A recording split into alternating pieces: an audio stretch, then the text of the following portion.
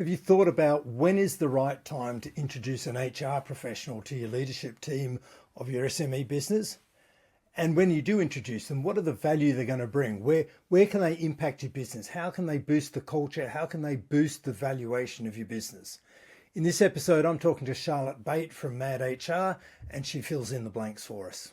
Welcome to the podcast that's dedicated to helping business owners to prepare for exit so that they can maximize value and then exit on their own terms. This is the Exit Insights podcast presented by Succession Plus. I'm Daryl Bates Brownsword, and today we're introducing a topic that we haven't covered before. It's an important topic. It's one that we're all familiar with in corporate and bigger businesses, but we're going to explore introducing an HR function. When do we introduce an HR function? And so I thought, why don't I bring in an expert? And I've asked Charlotte Bate from Mad HR to join us today. Charlotte, thanks, and welcome to the show.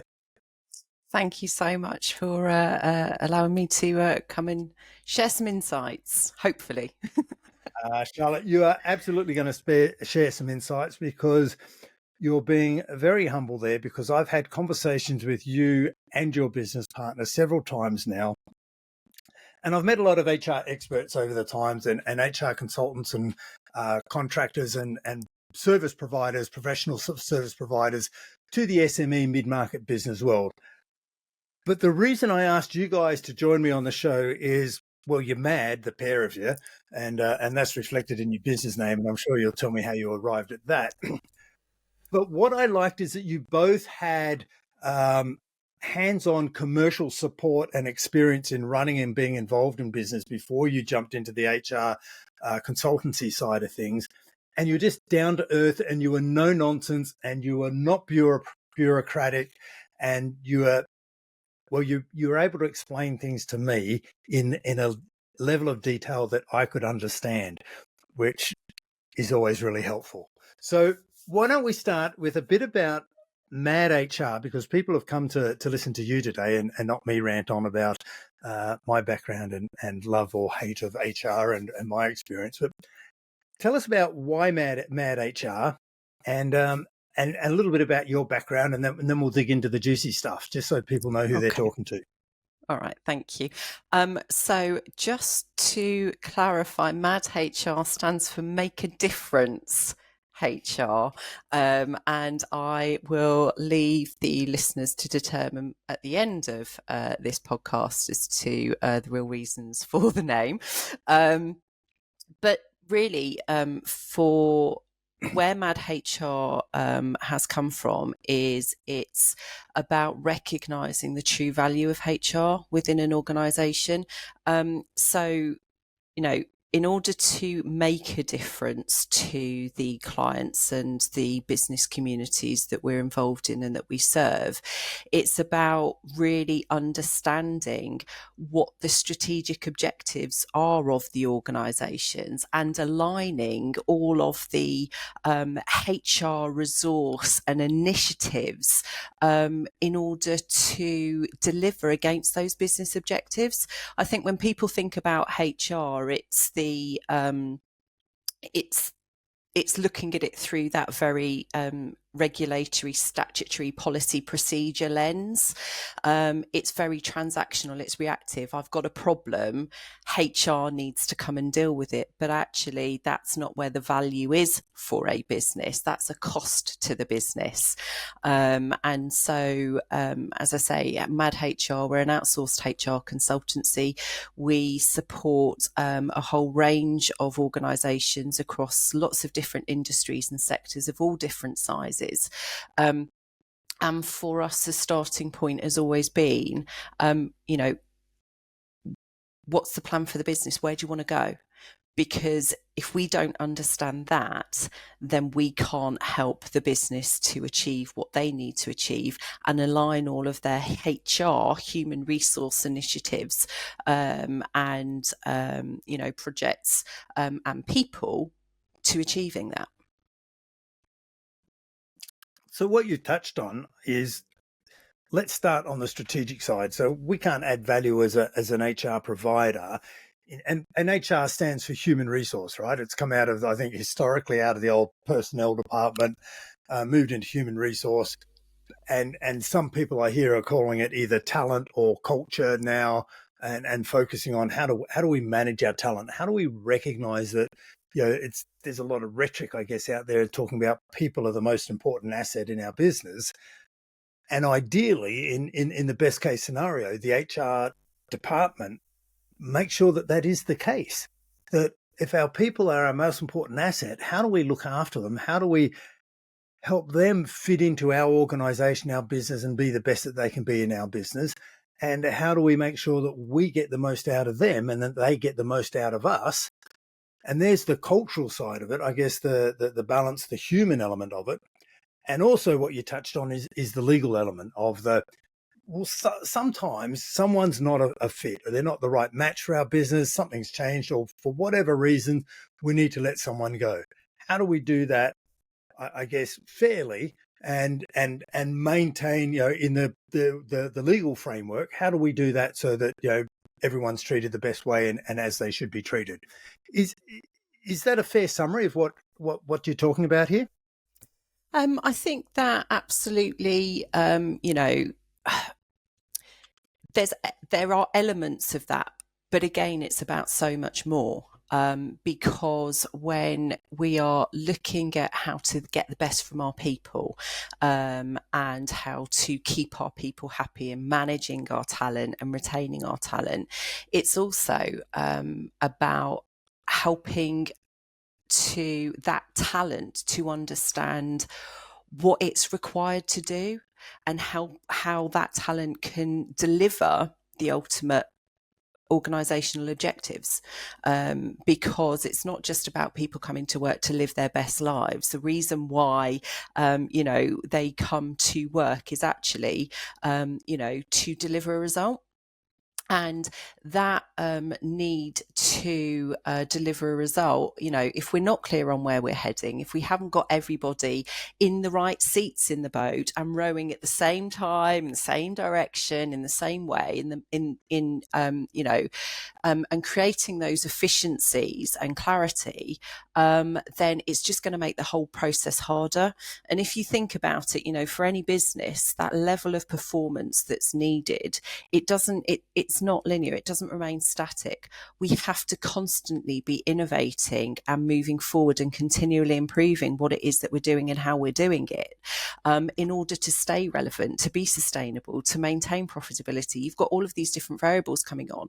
And so when, again, historically, when you think about HR and performance management, it's usually about performance managing people out of the business. Like you said, there's a cultural misalignment or someone's not doing what they need to do.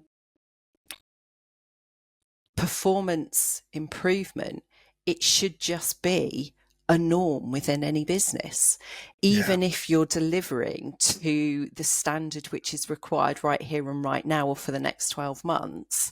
How can we get more out of it? What next? How can we continually improve?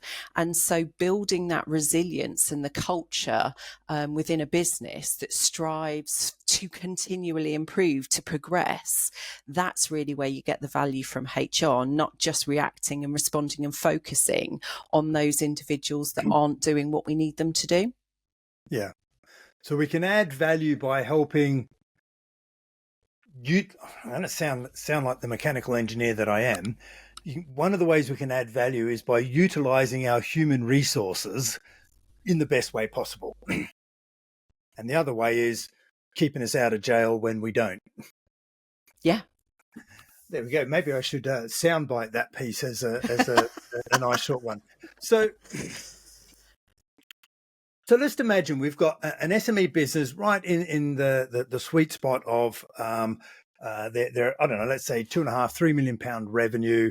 They're a professional, or they're some sort of service organization. So they've got people in their organization and they're providing some sort of professional skill. It could be IT, it could be any sort of agency, consultant, practice, coaching.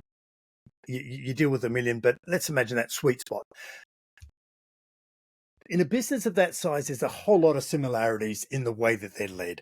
They're often the founders are at the top. They're the people who started the business. they're running the business intuitively. They've got a lot, and they've got a lot of memory of how things are done. And they're at the size now where they're going, I need to offload something off my desk. And one of the first things they want to offload is the things they don't enjoy. And that could be, I don't know, well, I won't put words into your mouth, but imagine there's a scenario of a business that you meet and they say, Charlotte, how can you help me? I need some help. What can you do? How can you help me make this business even better than it already is? Because it's a well-run business. We just want to keep growing and scaling and providing the structure and the process that we need to keep scaling this business and maintaining control as we grow. There's a lot in that question, so I will help. I will try and We've got a keep it half-hour really. podcast. Let's cram it in. I will try and keep it brief, but I think in the essence, the starting point is to understand what the reality is of that business. So it's about absolutely starting with that foundation, and seeing where those potential risks are in those business. So I'm not just talking from a compliance perspective. If we look at the business owner as an example, one of the questions that we always ask is, so when you go on holiday, what does that look like? Are you able to go off and relax on a beach and switch off and, be sipping your margaritas and that sort of thing? Or is it that you're moving your workplace to another geographical location across the world because you are so involved in the business that actually it can't operate when you're not there? Part of the challenge with that is that the value will sit with you. And if you're looking at your exit strategy or looking to grow, looking to scale your business, then that's going to be incredibly problematic. What that's also indicating is that structurally, what does that organizational design look like within the business? So let's look at the next tier of the leadership team, because, you've spoken and mentioned culture quite a lot, and the culture is often developed by the business owner, by the leaders of that organization.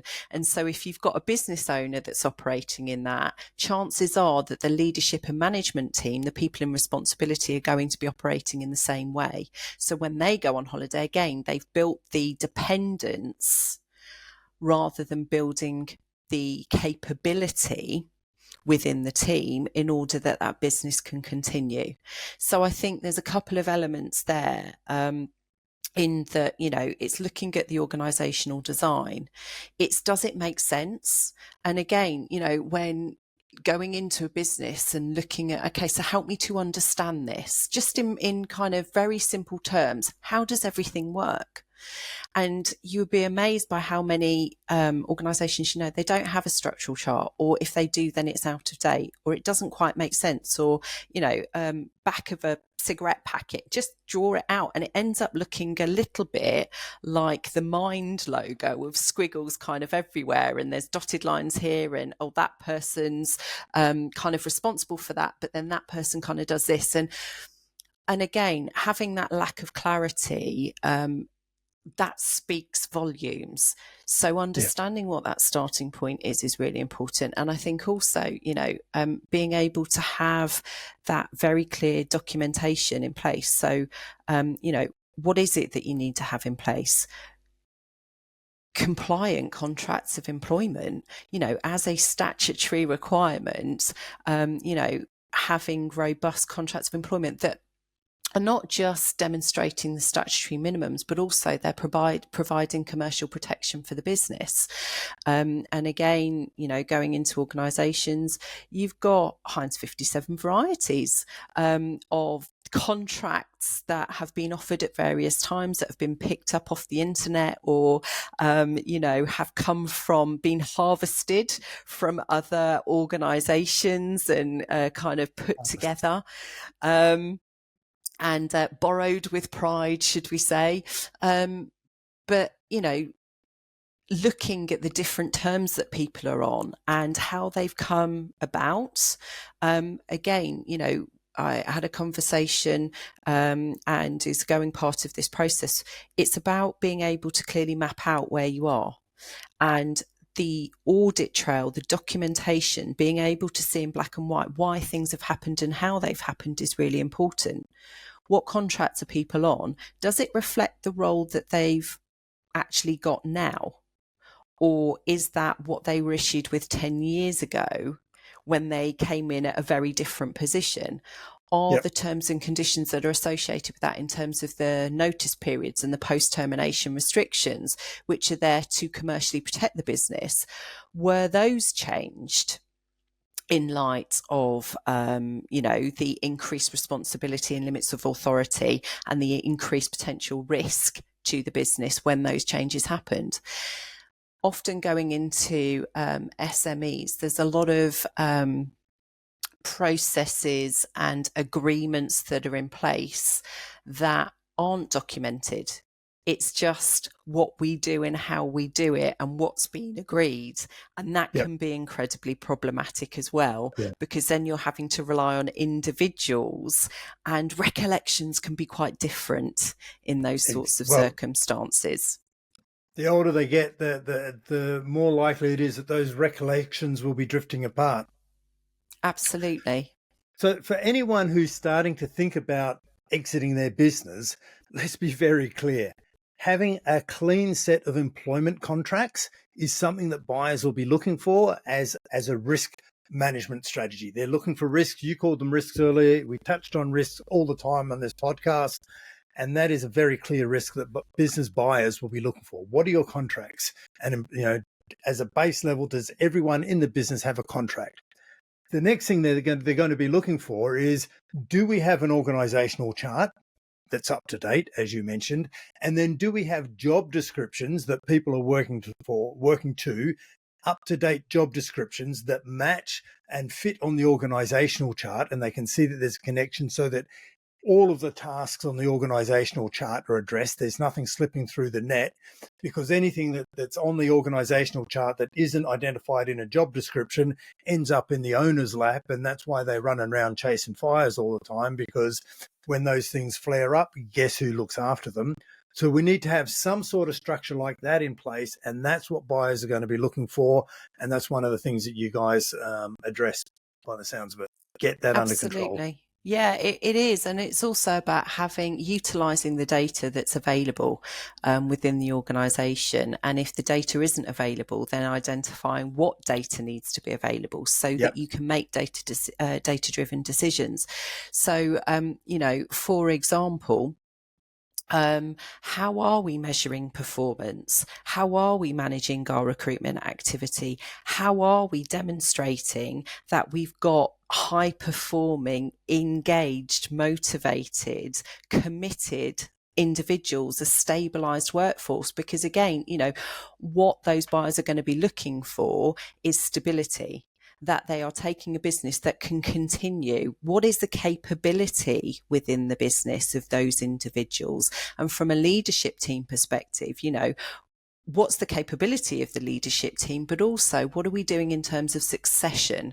And it's not just using these terms and talking about it. It's having a very clear plan in black and white that is easy to understand, and that it's been shared across the business and that it's known within the business is really important. And it's not good enough just to have that all kind of sat with the business owner, even if it's in their mind or Yep. in some of the business plans that we've seen, if indeed there is a business plan. And don't get me started on that from, the HR perspective, because from the ones that I've seen, you've always got the financial plans in there. You've always got the kind of sales plan and the operational plan. And for the people aspect of it, it is usually the statement of, we're an equal opportunities employer and our people are our greatest asset. What does that mean? Where's the evidence? It needs to be evidence-based. We need to be able to speak, to see it for ourselves. And one thing that, one of my previous directors a long time ago always said to me, needs to be in black and white, because what cannot speak cannot lie. Yep. And as you say, evidence-based. So how many, just a rough, you know, thought from experience and from you guys, of the businesses that you go in and help, how many, because you've touched on this, how many have some sort of active people management plan process in place where they monitor, not subjectively, but they monitor the performance and the activity of the people, and they have some sort of, I'm going to try and use very generic language, but they have some sort of process where they're addressing the performance if it's low or high, and maybe rewarding it if it's high and encouraging it. And if one person is a super high performer, how do they identify what that person's doing, and then going, hey, this person's nailed the process, let's replicate it so we can train everyone to do that. How many businesses have some sort of active process where they're growing and developing and nurturing their talent in the organization?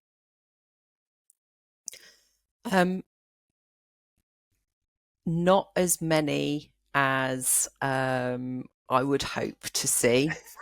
And, you know, from an economical perspective that we need within the nation to deliver the performance that we need as well. And I think that, you know, don't get me wrong, across the businesses that we've seen, they've got a lot of, they're doing a lot of great stuff. Yeah, And I there think are it's bits in important. place, but it's not consistent. Yeah, it's important to not forget that there's a lot of entrepreneurs out there who are intuitively, they're just great leaders. They inspire, they encourage, they coach, they nurture, they support, they develop their people. But it's in their DNA. It's not part of the structure of the business. It's just part of who they are as a person, and they make that happen, which is great while they're in the business and they're fitting well and they've got enough time to focus and manage all of this, just part of their day-to-day activity of being in the business. What the business requires to de-risk it for the new owners is, what does that person do intuitively? How do we unpack it from their head and embed it in the process of the business, the DNA of the business rather than the DNA of the founders? How do we extract it and make it happen? And so that it continues to happen when they are on holiday, as you suggest, drinking pina coladas on the beach or whatever it is they do on holiday. And that's absolutely right. You know, the business needs to be able to continue and not be reliant on individuals, any individual, whether that be the business owner or key talent within the business. So Yeah. when we're talking about talent management, again, it's about, you know, how we can draw that for the benefit of the business, and we're not just satiating individual needs. And, you know, what are we doing to actively retain that knowledge transfer and share that knowledge across the business? In terms of looking at the kind of processes, that operational stability is so important. So having those key standard operating procedures, how do we do things around here? Not being reliant on waiting for somebody to tell us this. And, you know, when I was doing some recruitment, for example, and it was a business development role, and quite rightly they were saying, you know, so how do we know where we are with our clients? What's the system that we use, and how do we track what we're doing and what we've done? And it was all, oh, well, you need to go and speak to this person because they've got all of the history, because that's their client, and you need to go and speak to that. And it was all of this, that it's, well, let's just think about the bus test. And it's a phrase that we often use within our business, and using, you know, Mad HR as an example. We are a compact and bijou business. There's 15 of us. But actually, you know, as a business, we work with a huge number of clients.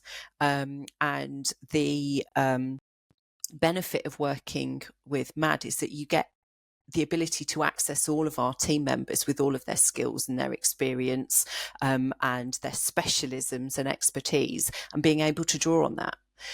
But a client doesn't want to have to go and repeat and bring, you know, new team members up to date. They just want it to be really slick and whatever it is that they need to be delivered. So what's really important is that actually all of our consultants, all of our team members are consistently delivering what they need to deliver in the mad way, not in the way in which they're living their best life and delivering how they need to, because how will someone else be able to pick up and enhance what it is that they're doing? So having the systems and the infrastructure in place, which means that we are scalable, that we can see at any one time what's going on with that client, that we've got,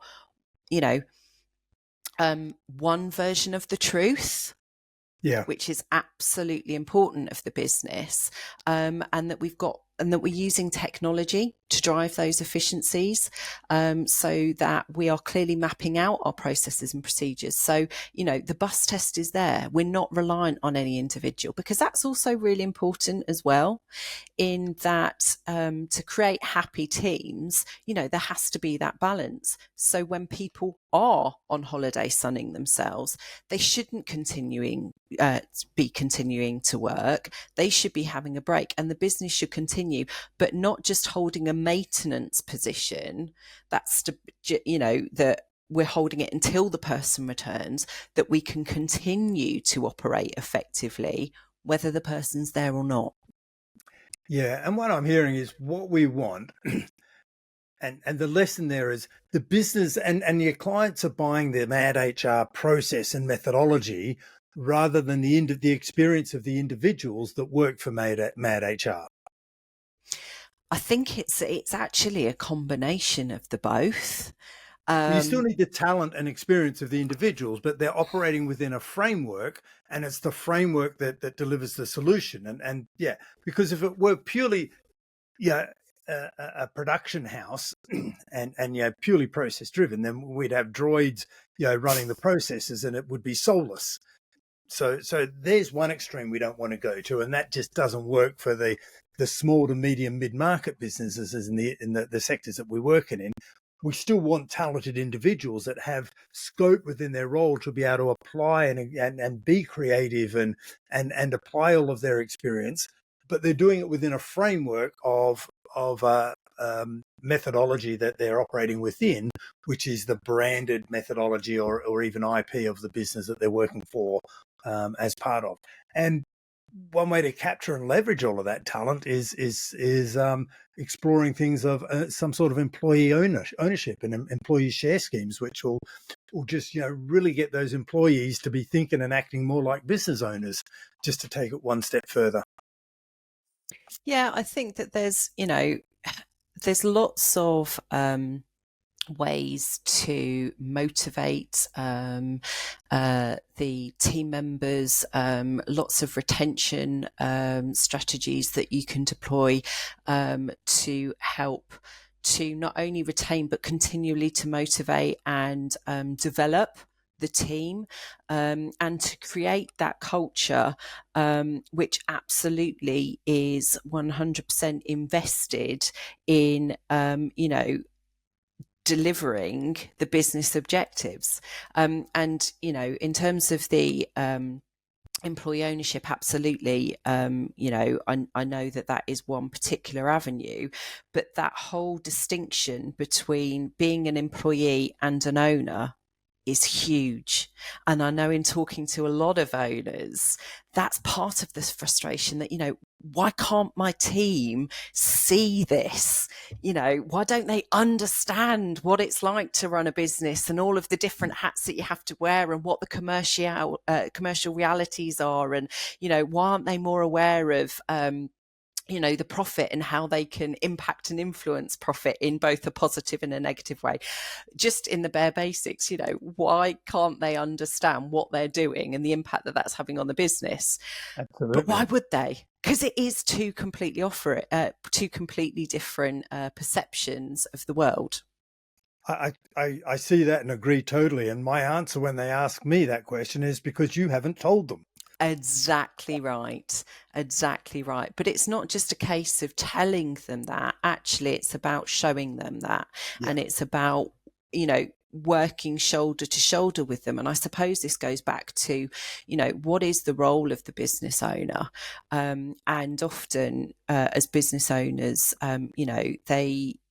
they have an area of specialism, or a particular interest, and then they think, oh, that's a good idea. Let's start a business on that, particularly for kind of the SMEs of the world, and then it kind of grows, and it gains legs, and it gains momentum, and the business owner often is that spider in the middle of the web where everything kind of shoots off from it.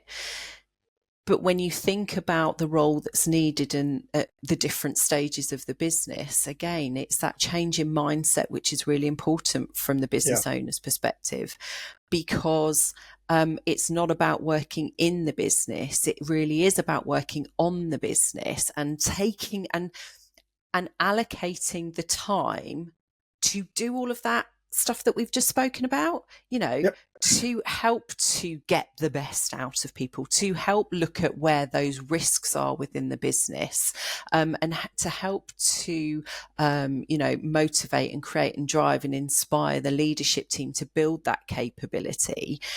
That is the focus, and to look for those opportunities and to be horizon scanning, not to continue to do what you're doing in the normal day job. And then that's the bit that you get to as and when you can, or an evening job, because that's when it doesn't happen.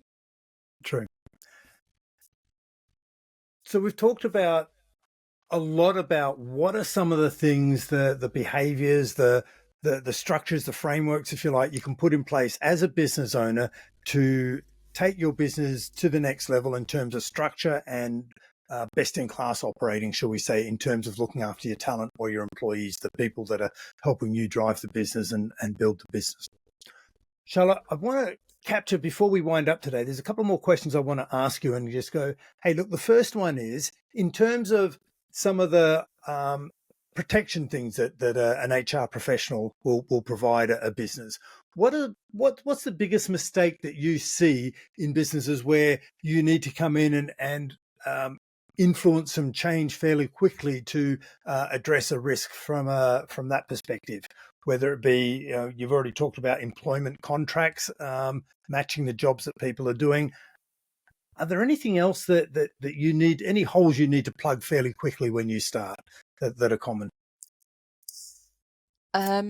I would say that one of the key areas are right to work checks, and I'm just going to get that in there, and it's only one particular element, but I just want to make sure that everybody knows driving licenses are not proof of right to work.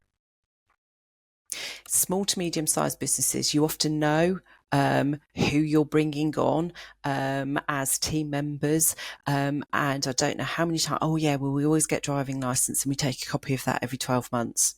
It's not proof of right to work. Yep. We know all of our team members, and they're all from the UK, not a right to work. So I think for that's just kind of one part really of what to look at. But I think in going into a business, looking at that basics. If you're about to build a house, you need solid foundations. So from a compliance perspective, what is it that they have in place? Where are the inconsistencies? Look at, and we will be mapping out all of that to see what that starting point is. Where are the differences? Where are the variations? Where are the vulnerabilities? Are there any potential areas where, we are potentially discriminating against other people, that is treating people less favourably for whatever reason? And we may not be doing it knowledgeably or intentionally, but where are those? Where are we treating certain work groups in one way and certain work groups within another? And where, and this is a really important thing of understanding within a business, what are those unwritten rules? What are those unwritten agreements, and how are we capturing those and getting a rope around those so that it isn't open to interpretation? Because it's almost like that prenup, really. You need to get everything right in the first instance, because if something happens, that's when it can get really messy, and it just takes so much longer to unpick and unravel. Yeah. So the best way to have a common understanding about anything, any sort of agreement or operating framework, is to document it and make sure that you capture it. So that's what you're saying there about the working Absolutely. conditions, what I expect you to do, what I'm going to pay you for, the scope of what your areas of responsibilities are, your scope for decision making. All of this is captured. Here's the work performance. And even taking it to the next level, is you've already touched on this as well, I think, Charlotte, is processes and the way we want you to do the work. If there's processes that we want you to follow, have all of that documented and captured, so that there's no room for a different understanding, and that protects both sides, doesn't it? Absolutely. It's from the contracts of employment, it's from your policies and your procedures, and making sure also that they are legal and up to date with current legislation. And we've seen a huge amount of change over the period, and with the change in government, we're likely to see a number of changes moving forward. And so it's not just about what's there is in isolation, it's making sure that it's all up to date as well. Okay, brilliant. And the last thing I just want to explore and dig into, and I can imagine business owners are out there going, yeah, but what about? What do they have to consider if they're thinking about selling their business? Well, like, what happens to their employees? Is there a way that they can make sure their employees stay, or as part of that risk management? Is there any sort of legal things they need to consider to make sure that they do things cleanly and fairly for the employees with ongoing employment or terms? What are just some of the risks or things that business owners need to be aware of if they've got employees in the business and they're expecting those employees to transfer to the new owner or go with the business to the new owner? I think that one, it's looking at your communication strategy. Yep. So planning is everything. So rather than updating after the event or trying to talk on the hoof, then actually what messages do we need to be communicating with whom at what different points? I think it's also about the culture and building that internal resilience for change within a business, because selling a business, it can cause a lot of anxiety within the business. It can cause people to feel quite insecure. And so, if they're not used to change, then this is quite significant. If you've got a business that's quite agile, that's used to change, actually, as I think you said at the start, it's about making sure that the business, when you're looking to sell and when you're looking to buy, you're buying a business and you want it to continue with a change of ownership. So actually, if you can, if you've got a stable business and a stable workforce that is accountable for what they're doing, that is continuing to deliver, and it's business as usual, then that will help to retain good key members. That will help them to stay part of that journey, because it's not so it's not fear of the future and what's going to happen and am I going to lose my job. It can be really exciting. And I know, for another business that we've been working with, they've been bought and acquired by a large global business, and they are so excited because the level of investment, the opportunities to collaborate, and the innovation and the investment that they're now encouraging, they are so happy and they are really seeing the benefits of it. But they could have seen that as quite threatening to their position, but they've chosen to embrace it. So the more that business owners can do up front to help bring their people on the journey with them, to communicate, also to look at those retention strategies, to look at the clear succession plans, to look at how we can reward people to stay. Those are some of the elements that business owners can do. Charlotte, it's been great. We've covered what we need to consider bringing people on and how we bring people into the business, how we look after them through the business, how we exit people if we need to, and how we need to look after our people when we exit the business or if the business changes hands. So we've skimmed the surface of a lot of the things that business owners need to be thinking about as they develop their people or their talent strategy in their business. Is there something key that you want to make sure that business owners, is there a key message that you want business owners or listeners to take away from our conversation today? I think that the key takeaway is that it is never too early to start to plan and structure your business in the ways that we've described today, to give you options for the future. So, that question of, well, what does the future hold? To a lot of SME owners, actually, they don't have the answer to that. They haven't got anything concrete that in 10 years' time, this is what I want to do. Some of them do, some of them don't. But what's important is that you have the infrastructure. So you've got the organisational design, that you're strengthening your leadership team, that you are documenting your processes to ensure that you've got operational, structure and efficiencies, that you've got the succession planning, that you've got the solid foundations in place, that you've got all of that in place to enable you to have options for the future, whether that be through an exit of selling your business, whether it be an MBO. And just as an example, I've worked with businesses where absolutely I'm going to exit this business through an MBO, and this is my leadership team. There had to be a reality check in this situation, because there was no way that the leadership team, A, was ready and had the skills and capability to take over that business. But importantly, they didn't have the ambition or desire. But the business owner was kind of holding all of this hope on the fact that that was going to happen. Make, whatever how you're structuring your business, everything that we've spoken about today, it's not just about increasing the value of your business. It makes good business sense, because no business should be reliant on any one individual. And that's the way, I think, absolutely nailed it. We're all about eliminating risks.